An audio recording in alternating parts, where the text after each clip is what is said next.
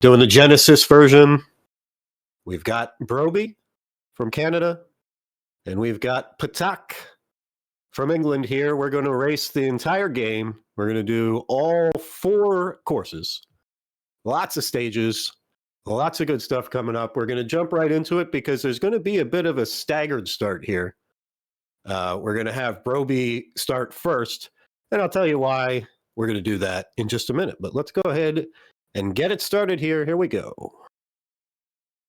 Get my mouse in the right spot.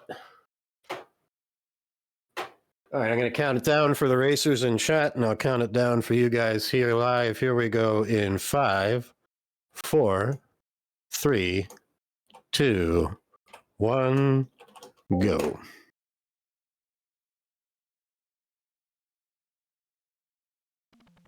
Okay, cool. All right. We are starting. We've got 4 total courses to play here. We're starting with the Africa course. Africa course has 6 stages. Talk's going to get started in a moment. And the difference here is that there's 2 revisions of the game.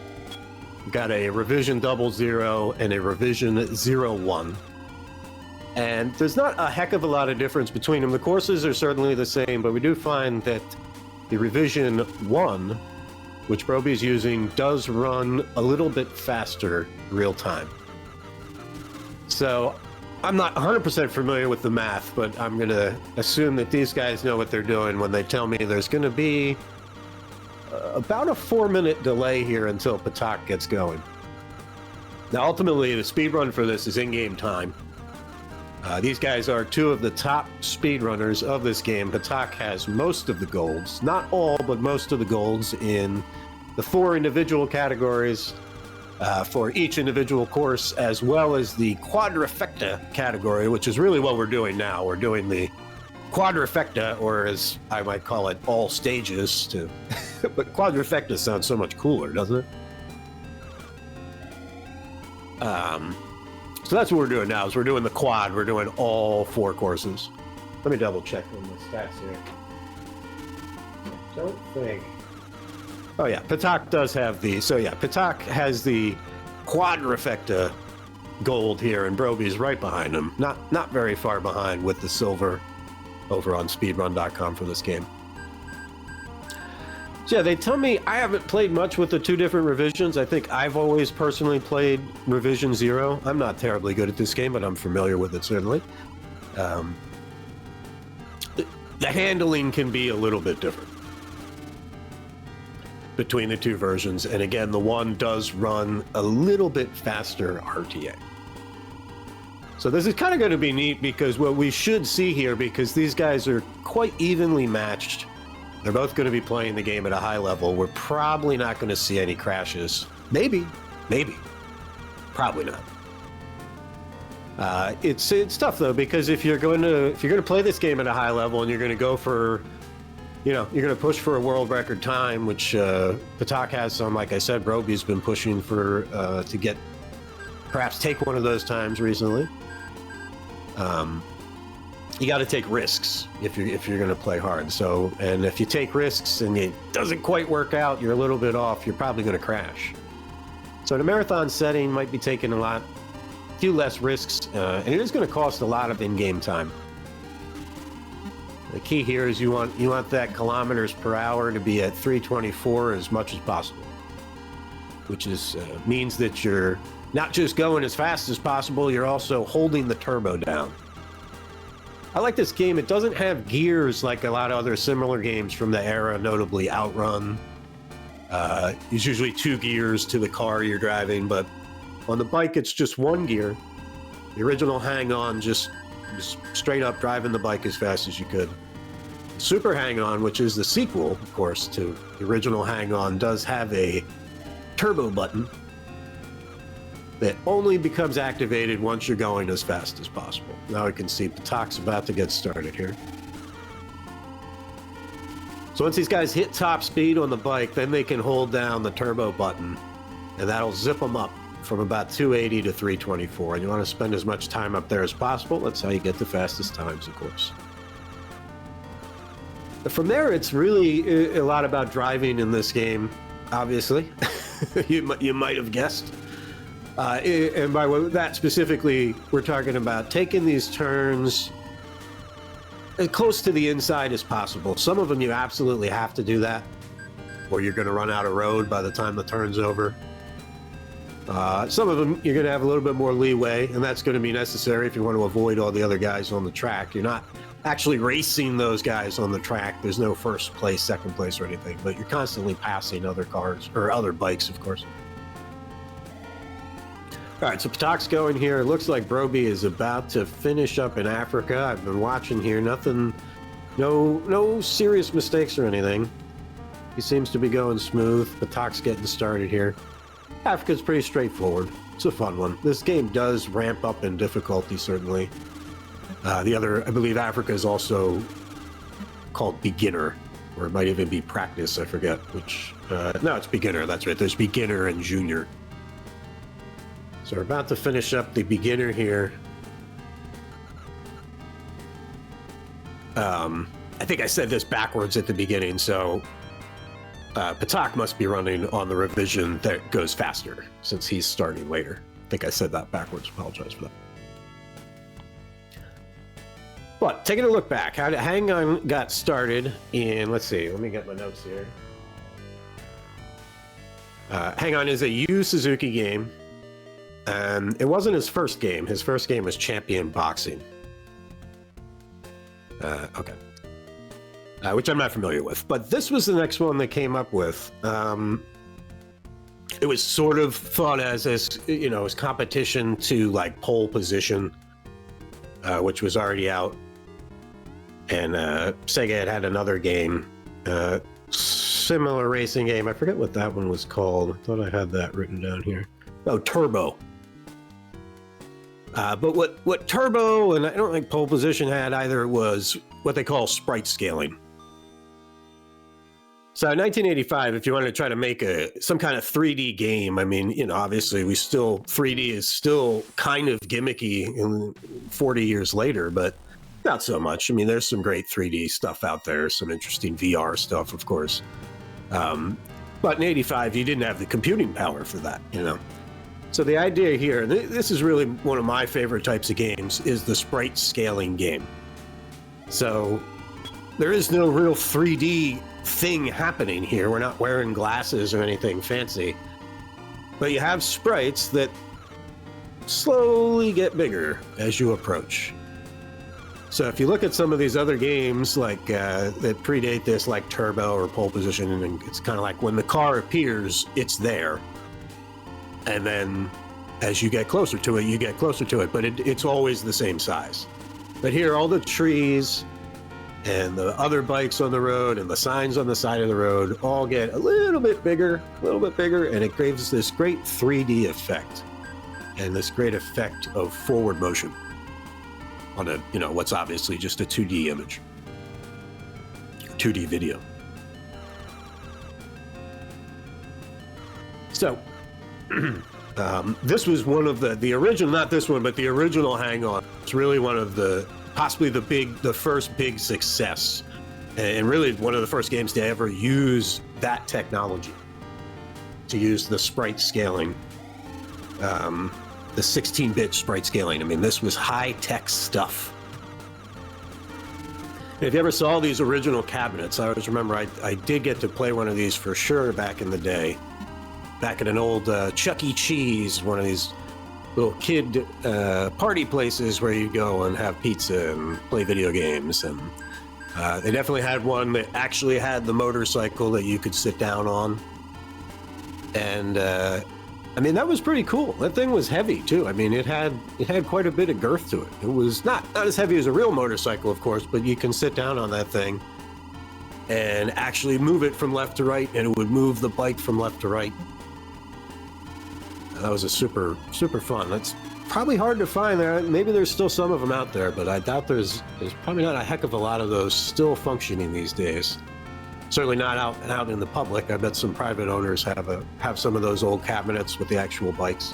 Of course, they had a smaller version too that was just the handlebars instead of the entire bike. But I definitely remember playing that as like an 8-year-old kid, hopping up on that bike and shifting from left to right. Super fun stuff. Still fun, even on the Mega Drive, just using the old D-pad. Patak's finished up the beginner course here. There's sort of a funky time glitch there. We're seeing his time at the end. When we actually do calculate in-game time, there is some weird glitch where for some reason it double counts the milliseconds. And we have to go back and actually subtract the milliseconds from each stage to get the proper time. I'm not actually sure how they figured that one out. Not sure if that was figured out by just adding up the numbers, or if somebody actually looked at the code. Outrun had a similar glitch. The Outrun arcade had a glitch where the milliseconds were almost always wrong. You could, if you looked at where it tells you the split time. So for some reason, in-game time, it could be buggy. I could think of other Outrun versions too that had weird bugs. So this is a game that has that as well, but we do have a way to work around it. So the time you see at the end isn't exactly the correct in-game time until we go back and remove those extraneous milliseconds.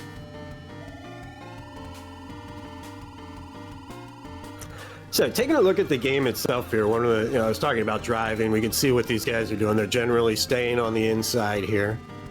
Stay on the inside, you got the most amount of road to work with. If the guy shows up in front of you, you can just move to the outside a little bit. We're in Asia now, so we are in the junior course. But it's still pretty easy here. Game's a lot of fun. It's moving smoothly through these turns, but it's going to get more difficult. It's going to get to a point where, I'm not saying it's not still fun, but it gets challenging. But right now, still got plenty of, looking up on the horizon there, you get plenty of indication of when a turn's coming. You can even see, if you look closely on the horizon, you can sort of see the angle of the turn that's coming. You can see whether it's going to be a heavy turn or a light turn. Broby now in the middle of one of the big turns there, had to sort of slow down in the middle of that one. Did well with it, got through it. Smashing through a couple of bikes here. It is nice because you can hit the bikes. So in the original hang-on for the Master System, there's no original hang-on for Genesis. It was a Master System game. It's fun, but it takes a minute to get used to, because if you hit one of the other bikes in that game, you immediately explode. And then you gotta wait a couple seconds before you reincarnate and come back and start driving again. In this game, you can run into the other bikers quite a bit, and it'll smash you around a bit. You might lose a little bit of speed, but you don't full-on explode like you do in the Master System version of the original. It's a very different game. The graphics are much blander, of course, because it's an 8-bit, but it also is just, it's tough because you can't touch anything else. This game, you can play bumper bikes a bit, which is fun. So you don't have to absolutely avoid all the other bikes like you do in the original. Now, the original arcade version also did have the sit-down bikes, but it was only, I think it was only a 5 or 6 stage game. There weren't different courses. It was just 5 or 6 stages. The stages were a little bit longer than they were here. Like, we're looking at Asia here, or I should say, Asia has 8 stages. I think the original game only had 5 stages, but the stages were about twice as long as they are in Super Hang-On. So they were longer stages, but a much shorter game overall. Graphically, though, pretty similar. Super Hang-On, I don't think graphically in the arcade version got a heck of a lot more impressive. It was still pretty much the same thing, there was just more of it.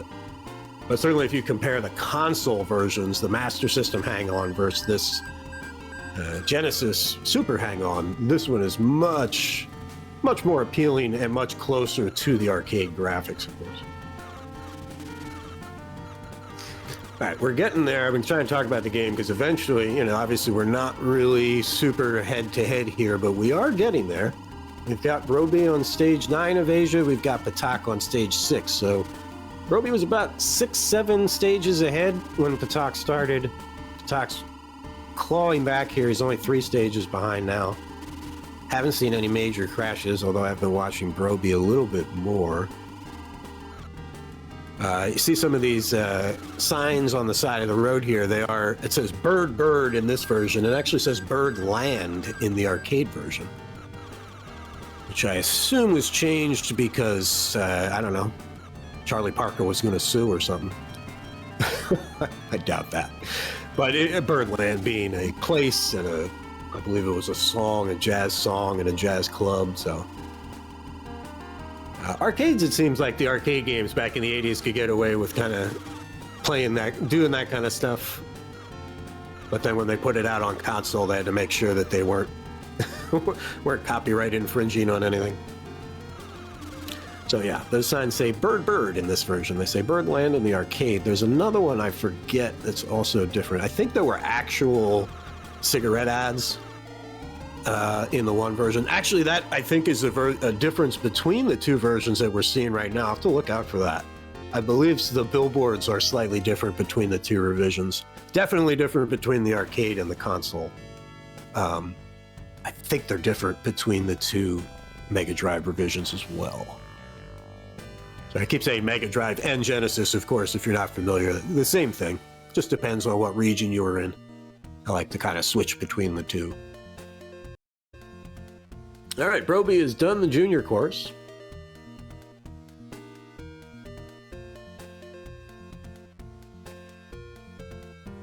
Let me double check, see if I missed anything here in chat. Yeah, so Patak is gaining on Brobee. I think I said it wrong at the beginning. I didn't think it out. But yeah, Brobee's running the game just a little bit slower because he's using the revision 1. Which surprises me that it's actually that. I mean, it was like, well, he wrote it down here.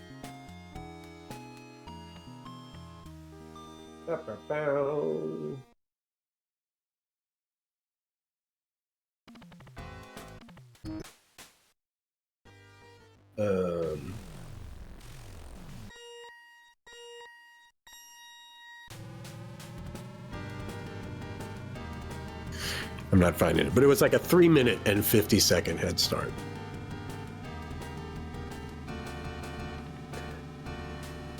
So, I mean, in-game time, you get maybe a little bit of an advantage if you're playing the game slightly slower, but even here, I mean, when you're watching it, it doesn't look like it's a heck of a lot slower. But it's a long enough run that, you know, it's 3 minutes, 50 seconds, but it is, you know, the run's going to take probably more than 30 minutes. So.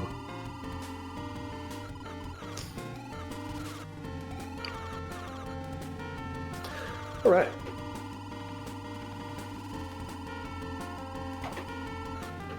Brobee's getting started on the Americas. This is where it's going to start to get a little bit difficult. This is the senior. Called as Beginner, Junior, Senior, and Expert. I can't think of another game that has has difficulty. That's not really a difficulty setting. There is a difficulty setting here as well. I believe it only controls the time. So we are playing on easy time, which is good for a marathon. You don't need somebody. It allows you to make a mistake or two and not have to worry about running out of time. Even playing on normal time, this game is pretty tight. It's, like I say, you know, the first course is fairly straightforward and easy, but it gets to a point where you sort of do need to know what turns are coming. A lot of them you can see on the horizon, but there are some nice hills in this game. As you're going up a hill, you may not see a turn that's lurking right on the side on the other, you know, side of that hill because you can't see the horizon. So it certainly does help to start to memorize this. It can be hard to finish the America stage without knowing where some of these big turns are coming.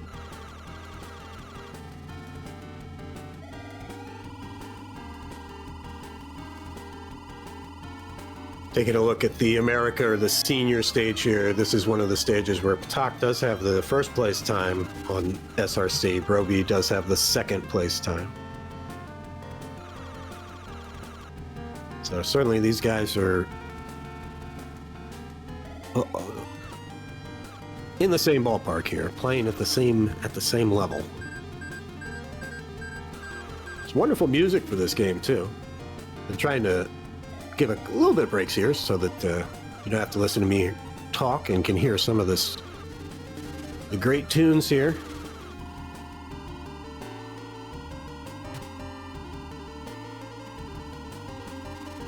That's something I read was brought over from Outruns, and the creator of this game is the same guy who made Outrun.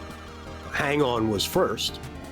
Outrun came after that, and then Super Hang On came after that. So this was after Outrun came out. They were like, oh yeah, people love being able to choose from a couple of different really awesome songs. So gave us that choice here. I dare say these tunes may even be better than what you get in Outrun. They're a little bit more upbeat, I think. Kind of gets you going a little bit more. I think this game in general, certainly compared to Outrun, does move a bit faster. It gets your heart rate going a little bit more. Especially with that turbo, when you're cranking the turbo through those turns. Hoping you just make it, you don't run out to the side, hit a tree, you don't smash into another bike. It's exciting. But I suspect that the regional setup here is also probably influenced by Outrun a little bit. The first Hang On is just one course. It's not any specific place. Looks like Patak is over maybe in New York here. Oh yeah, we're in America, so yeah, that's got to be New York. But Yu Suzuki, I guess probably in between the time of making this game and making Outrun, took a trip to Europe and rented a real nice car and drove all over Europe, and that was apparently the big inspiration for a lot of the scenery that you see in the original Outrun.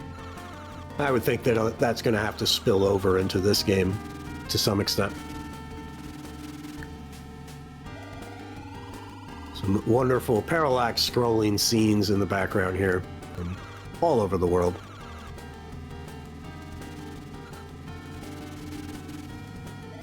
Here we are. Okay, so you cannot have a racing game without a Grand Canyon stage. There aren't many. I find most racing games that have certainly have a real world theme to them, that have a lot of different courses that go a lot of different places. You got to go to the Grand Canyon.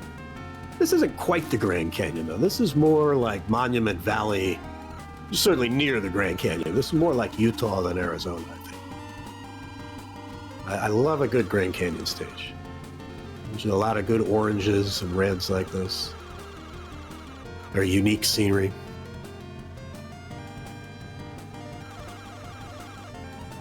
Alright, big turns here in this one. Where are we now? 7 and 4. Patak still about 3 stages behind here.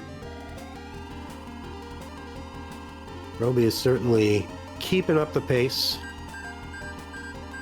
Don't think we've seen any major crashes, which is good. It's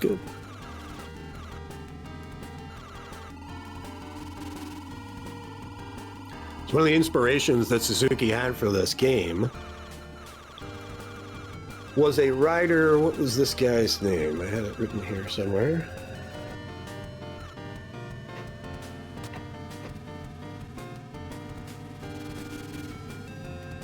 Was it Jesse?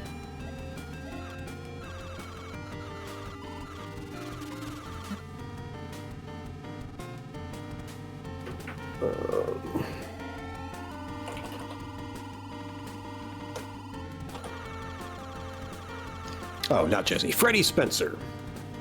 Freddie Spencer from Louisiana was a young racer. Back around the time he had just won, I think he had just become... at like 21, he had become like the youngest person to win a serious motorcycle Grand Prix. And so I guess the way he rode the bike, Suzuki was inspired by that. He had a really clean riding style. And apparently, you know, so the idea here, the idea of the word hang on is hanging bike as you're, you know, flying through these turns. The bike's going through the turns and you're just hanging on to it. But apparently in the United States, they actually call that hang off. You're hanging off the bike. So I guess it's sort of the opposite. It's almost like glass half full, glass half empty. On one hand, you're hanging onto the bike for dear life. On the other one, you just kind of, it's almost more casual, you know, you're just kind of hanging off the bike while it's flying around the turn. But they decided to stick with hang on, even though apparently that was not the English term.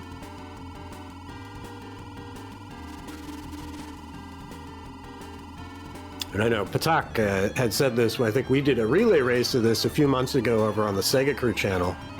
So we did all, just like this, we did all the courses, except each course was run by a different group of racers. So we had 2 teams of racers. It was really fun. But as Patak was saying, of course, you watch these guys like Freddie Spencer and all these other people that have, folks, guys and gals that have done motorcycle racing. I mean, this is terrifying. You ever you can think about doing this in real life? My God. So, you know, like quoting Patak, he says his specific words were, "I'm a chicken." When it comes to actually driving a bike 300 miles per hour down the road, you know? Or 300 kilometers per hour in this case, which is going to be what? Yeah, it's still over 200 miles per hour. A lot more fun to do it from the safety of your own home, comfortable chair, steering with the old D-pad. All right, still about the same difference here. We're still right about 3 stages apart. Patak now leaving the Grand Canyon stage, leaving way out west. Let's see, did we go in a specific direction here? I don't think I've ever closely paid attention. Because it looked like New York was at the start, and then I think we made our way out west here. Heading out towards the Pacific.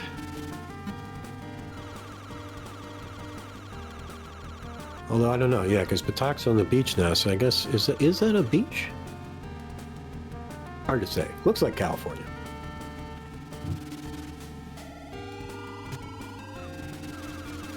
I'm not sure. Does the manual actually tell us here? Manual. The manual actually gives us. Just give me a Japanese. No, it's not. Does the manual actually give us the specific? Because Outrun does this. Like Outrun in the manual have the specific stage names. I don't think they go that far here. No, they do not. Okay. I'm gonna look that up. Yeah, exactly. Motorcycle rides are fun. 200 miles per hour, that seems unnecessary. Of course, if you're racing, then that's what you gotta do. All right, Broby coming up here. He's about to enter the last stage. This is a 14 stage. This is an endurance game, too. I mean, I gotta think it's a little bit longer than Outrun in-game time. It's certainly longer than things like Rad Racer. As far as like, you gotta, you know, sit here and concentrate pretty seriously for a good half hour. There's not a lot. You get 3 little breaks in between each course, but that's it. There isn't a lot of downtime in this. It's constant pay attention or you're dead. Certainly if you're playing it at a high level too, you got to be pushing every turn to the limit. You got to be staying as fast as possible, even when it feels like you should slow down because you're about to hit the edge and, oh, nope, you made it. Okay, good. You know, it's exciting. Get your heart rate going. All right, Broby coming around here. It's a big hole. This is like a right turn that eventually you're going backwards from the way you came when you're done. Okay. Coming up the hill. Yeah, you get these hills too where it's tricky because you don't want to lose speed when you're going up a hill. The game does It's not just a visual effect. It is harder to accelerate going up the hills. So you want to hit that bottom of the hill as fast as possible, and then if you got to slow down on the middle of the hill, you're going to lose more and more time. You're going to lose more time than you would on a flat section. Okay, yeah. So now I'm seeing. Oh no, yeah. I think the cigarette posters are different between the two. I believe Patak's has the actual. Oh no, because that's not the right word. Yeah, maybe it's. But they definitely had different cigarette billboards on the side. It's the other way you can tell between the two revisions. 823.64 on that. How does that? Yeah, so it's tough because we don't know exactly what that time is, but 823.64, we assume there's, on average, there's 2 to 4 seconds that are actual junk seconds that got added on there that we would remove by going back through the run. Well, in this race, actually, there might be more like 5 to 8. So that's a pretty solid time. His PB looks like an 8:15, and that's probably somewhere between 8:17 and 8:20. We can't figure it out exactly. I'd have to go through. I could have tried to keep track of the milliseconds here, but there's no way. I would have missed them, and then forget it. But I mean, that's a solid time. That's a time that beats most everybody else on the leaderboard, except him and Patak, and maybe a couple other people. So here we are. We're entering the last stage. We're coming into Europe. There's no doubt where that is. It's in Paris, France. Oh yeah, billboards are totally different. I see. Yep. So yeah, you can see the darker billboard on the Brobeebass side. That's the revision 1. Oh, Patak got slowed down quite a bit there at the end of stage 13. I dare say Brobeebass going to have to make some mistakes here. Now that I can kind of see where these guys are at, it's kind of hard to know when you've got a staggered start, but we didn't see Brobeebass struggle through that section there at the very end of the Americas.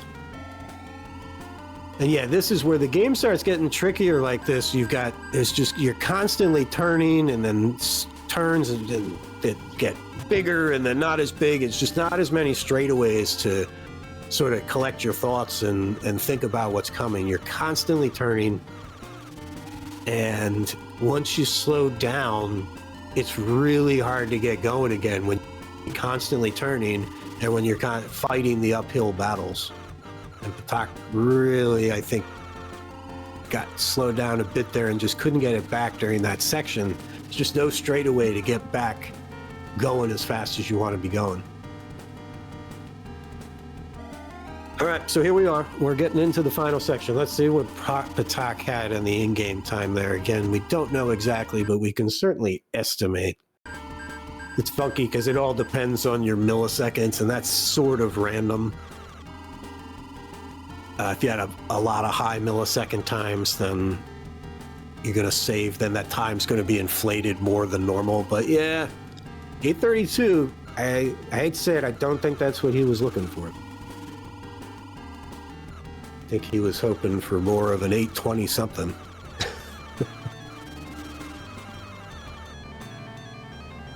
What is making sound? Is that? We're good.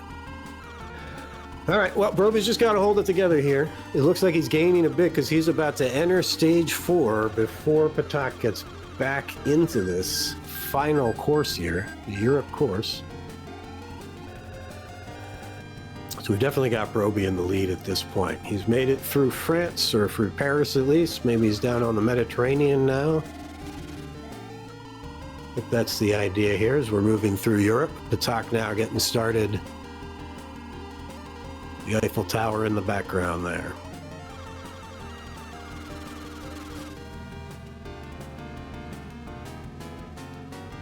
Brobeebass slowing down a bit here. He got a couple of bumps there with some bikes and couldn't get full speed going again. Now he's back up to full speed. We're moving again here. First couple stages in this aren't too bad. They're nice, but it gets real hairy in the middle and then sort of stays that way.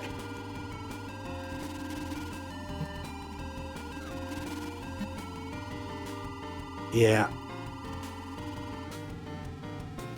still at about the same, but like Patak is still about the same amount behind. But if he has a real killer final stage here, it could be close at the end. So we're going to see what happens here.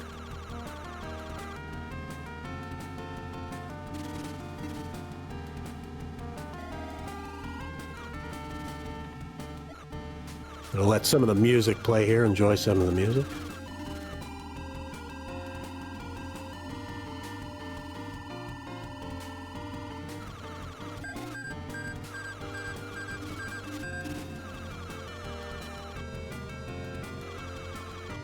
Struggling up the... Ooh, oh man, I thought he was going to go... Okay. Still no major crashes.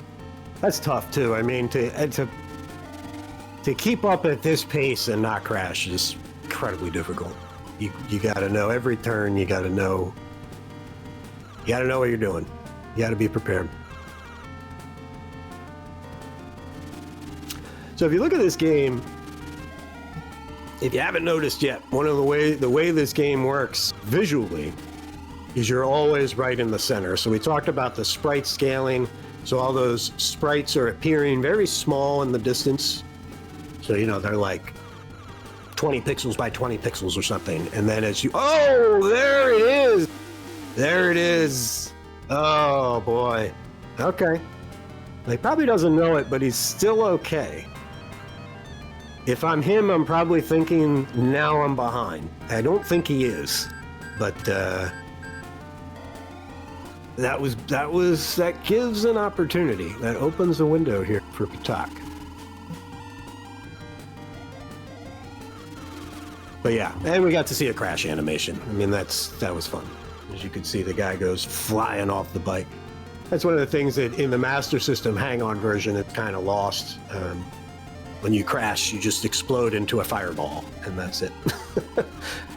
Outrun and... this game, you actually see the guy go flying off the bike. He's fine. He's okay. Don't worry. No injuries. He's perfectly fine. But it's fun to watch. All right, so Brobee definitely wanting to hunker down now. And mistake like that. Now, for the first time, they were only 2 stages apart there for a moment. And there's still some very difficult terrain coming up. So it's not over, but Brobee is still in the lead, I would say. Well, yeah, he is. I mean, there is still the staggered start to consider, but he's definitely still in the lead. Not by much, though.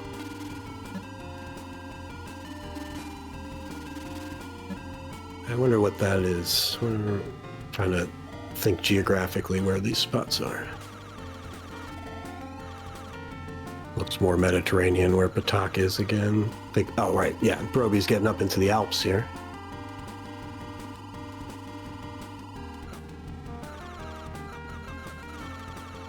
I would have been absolutely... ooh, wow, yeah, that's a big turn. It's one of those uphill turns. Even if you started all the way on the inside, you're going to barely make it through. Brobee decided we're not going to have another crash. He took that one just right. Looks like he's made it through the Alps series, making it up to the Netherlands. It's nice windmills there. Because windmills don't generate wind, by the way. That's... if you know how windmills work, but we won't get into that.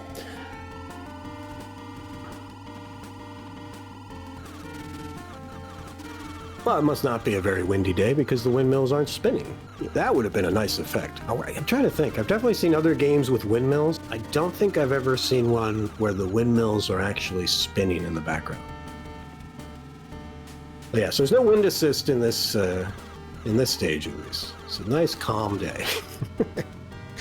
Patak now making it up into the Alps, on his way to the Netherlands. He's only 2 stages behind. He has made up some time here. I would say at this point, he's probably going to see, he's going to probably throw caution to the wind a little bit after some of the mistakes in the last one and just see, oh my goodness, okay, it's okay. Slowed down a bit there, but didn't smack into the big triangle or the big arrow on the side of the road there. Oh, that's going to be tough. Okay. So he's entering 8. Brobee still in 10. Patak ever so slightly making up some ground here. He is still running a little bit faster. So he does have that working for him, he still could catch up. But he's going to have to push. Are we now leaving the Netherlands? Sun's gone down for the day. It's evening now. It's like we could be almost anywhere in Europe. Nice evening here.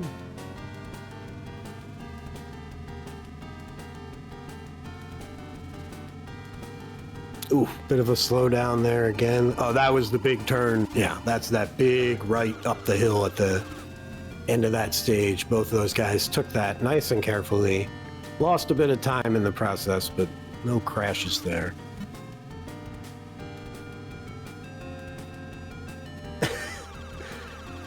Yes, that's correct. Windmills are generated by wind, not the other way. I'm trying to think. That's from a movie or something, and I can't remember what it is. That's not how windmills work. Anyway. I like this night stage. It's a nice night stage. But after this night stage, pretty sure the sun comes back up, and then it starts getting... We got a stage that I don't think I've ever even... I don't think I've ever actually made it through the Europe. All 16 stages of Europe. I just ran out of time. Even on easy. Well, maybe I've done it on easy time, but the speedrun requires you to run at normal time. And it's hard. It's hard to finish without running out of time. A lot of it too is now you gotta, there's gonna be some spots here where you've gotta be, like I say, you wanna be on the inside of the road when you're taking these turns. Some of them you wanna be beyond the inside of the road. You're gonna have to cut, around some telephone poles and stuff here in these upcoming stages, or it's gonna be hard to finish fast. Because it's either cut around the telephone poles or lose a lot of speed on the road.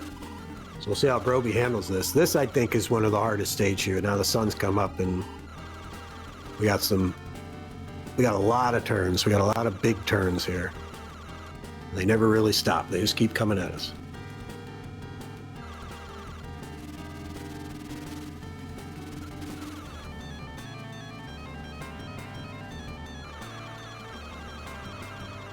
Yep. Got this right. You make 5 right turns in a row. You just should have made a left. You know, I mean, these games kind of do that sometimes, where the turns are actually like, if you really think about it, they're almost physically impossible. It's like, wait, but we just did a 400-degree turn. It's fun though. That's why you never see any overhead maps of these things. Like Rad Racer sort of has an overhead map, like, before you play each stage, but I don't think I've ever seen anyone even try to make an overhead map for like Outrun or Super Egg-On, because you'd have turns that are like more than 360 degrees. That's sort of, you know, the fun of video games sometimes. Doing things that wouldn't otherwise even be possible. For the sake of fun. All right, Brobee's navigating through these turns pretty smartly here. Not super fast, but making it happen. No major crashes, no major issues. Patak is about to finish up the night stage.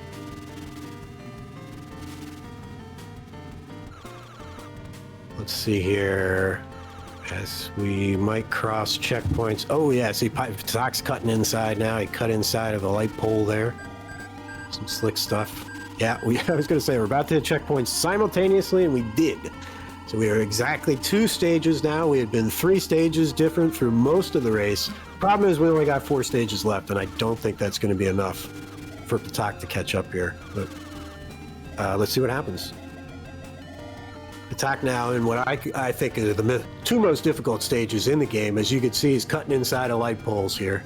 Brobee didn't actually do that. I watched pretty closely. He had some different routing strats here. I do love a game where cutting off the road saves time. Not all of them work that way. Sometimes going off the road just destroys your in-game time. In this game, I believe it doesn't. It can be advantageous. So the Super Monacos are like that too. When you're cutting inside, even off the road, it's good strategy. Yeah, Patak made it through that pretty smoothly here, but Brobee is only got 2.5 stages left. Patak getting the business here from some of these bikes, that's no good.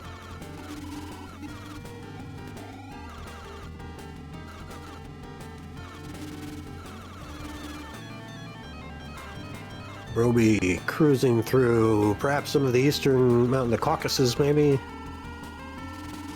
Not sure exactly where that would be. But he's coming into the final 2 stages here. As we've seen, each stage, or each sort of scene... Oh, and there's a tree, and...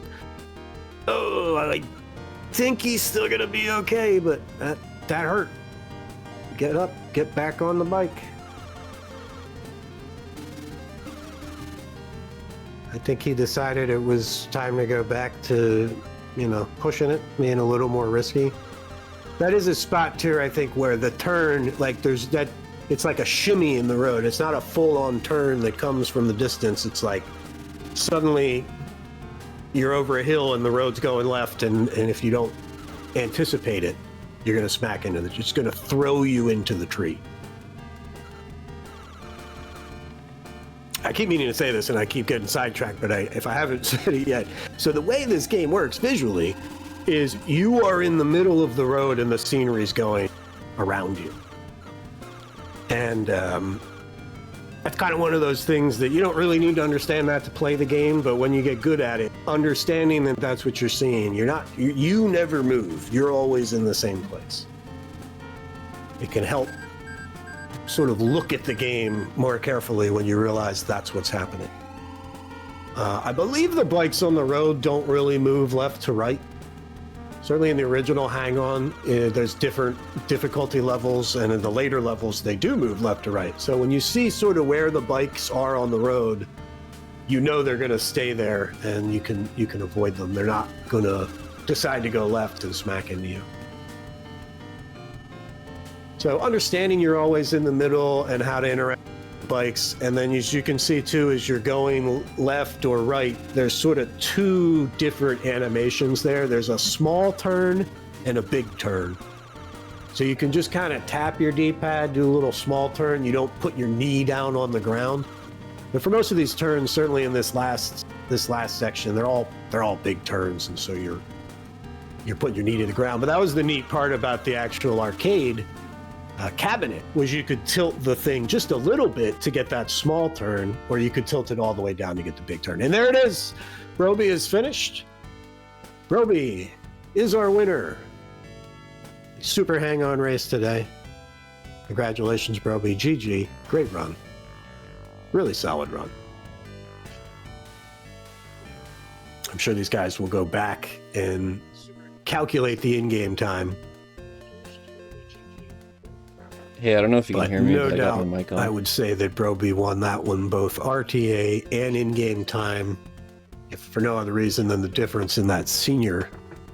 We'll see what Patak gets here at the end, but I think if his time's comparable here, I would think it's little doubt that Brobee took this one, both RTA and in-game time. It wasn't terribly close. Again, a lot of RNG here. I mean, bouncing into these bikes, you don't know where the bikes are going to be. There aren't patterns. Some games there are patterns to the other cars on the road or something, and over time you learn, there's going to be a guy in this spot when you come over the hill. But dealing with all this traffic's a little bit different every time, which is good. Keeps the game interesting. A lot of replay value. Like I say, it takes some time to learn this game. You're not going to finish the Europe stage without memorizing some of these smaller sections here. Be able to anticipate the turns. But it was, it wasn't super close, but certainly Patak not far behind here. He's about to finish up the final stage of Europe here.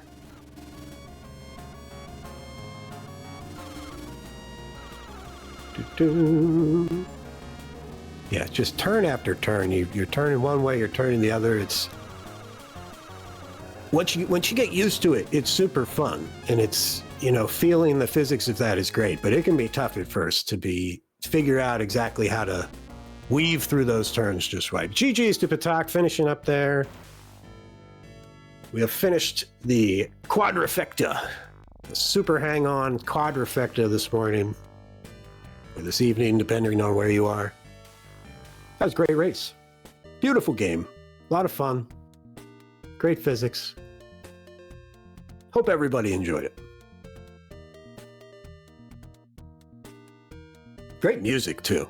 Really good music.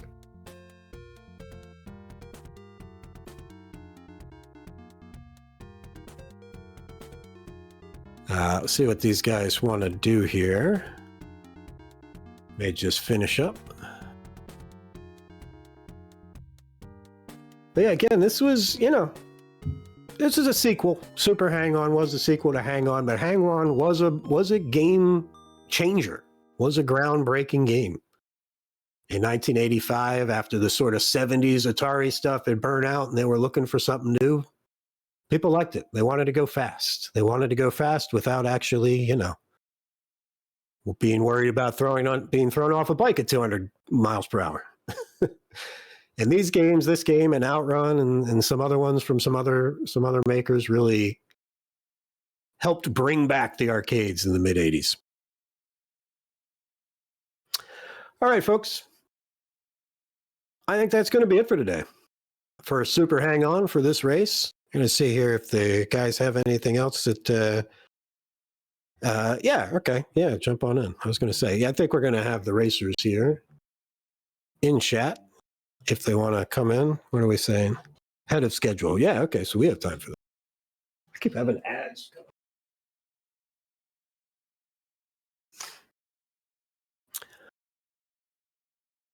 All right, yeah, looks like they're going to come in here. We'll see what they thought of the race. Looks like Patak may be joining us. What they thought of the race. Hello. Hey, Patak, how you doing? What thoughts on the race today? Yeah, good, thank you. It's interesting because I pulled a 1036 expert just before the race, and I was thinking, I hope I haven't burned up all my luck here. And everything was going swimmingly until a couple of little crashes at the end, but felt pretty comfy with the way I played. Really happy to show this game off. Yeah, it was a great race. You guys definitely narrowed the gap. It was fun watching you narrow the gap over time. But yeah, it looks like you got banged up a little bit more by perhaps some of the other bikes on the road, maybe a little bit more than Brobee did. Yeah. Hey, Brobee, GG. I think he's muted. He will be hopefully unmuted soon.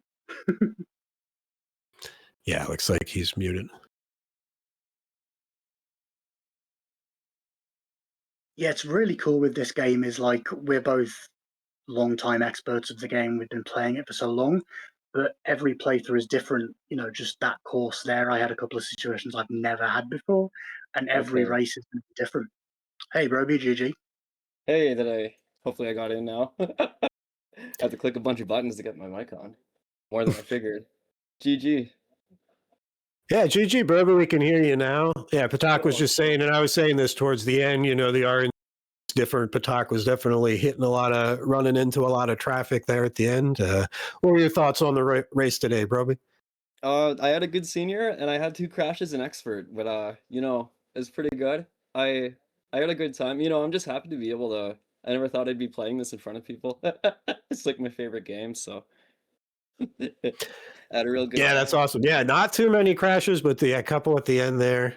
Really, yeah, solid senior. That was, without the crashes, you've been way off ahead, I think. But yeah, it was cool. Cool. Well, GG's everyone. Thanks so much for JFred for commentating. Yeah, thank you. I mean, JFred has run so many racing games, expert in Outrun, perfect commentator for this sort of thing. And this is the first time we've done a one-on-one race like this before, so hopefully chat you guys enjoyed it. And yeah, thanks for bearing with us with the IGT stuff. The chase mechanic is kind of the better way to present it. So, yeah. Yeah, I agree. It made sense. It was fun to watch the chase. I think we had a good good feeling of where the race was at through most of it there. Cool. Final thoughts, guys? Anything else? I've got one more thing to say. Make sure Security you questions. follow and subscribe to Tack. Make sure you follow and subscribe me too. Make sure you follow and subscribe this channel. All that, all that good stuff. You know. Brobee's currently gunning for world records and PBs in all the courses, and he's getting so close to me that I'm going to have to pull my finger out and de-rust properly and lay the hammer down.